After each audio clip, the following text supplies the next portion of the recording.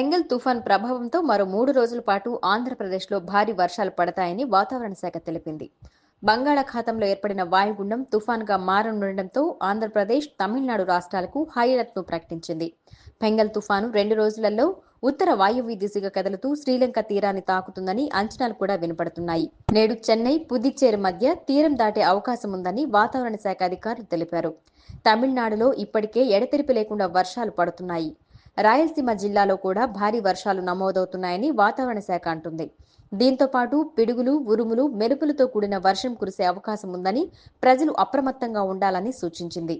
సముద్రం అలజడిగా ఉంటున్నందున మత్స్యకారులు చేపల వేటకు వెళ్లవద్దని జిల్లా యంత్రాంగం సూచించింది. తుఫాన్ ప్రభావంతో ఆంధ్రప్రదేశ్లోని నెల్లూరు జిల్లా కలెక్టర్ ముందస్తు చర్యలు తీసుకుంటున్నారు. హెల్ప్ లైన్లతో పాటు ప్రత్యేక కేంద్రాలను ఏర్పాటు చేశారు. తీర ప్రాంతంలో ఉండేవారిని అప్రమత్తం చేశారు.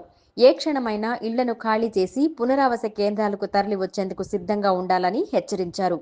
మరోవైపు నెల్లూరు జిల్లాలో వాగులు, నదులు దాటకుండా ప్రజలు తగిన జాగ్రత్తలు తీసుకోవాలని సూచించారు.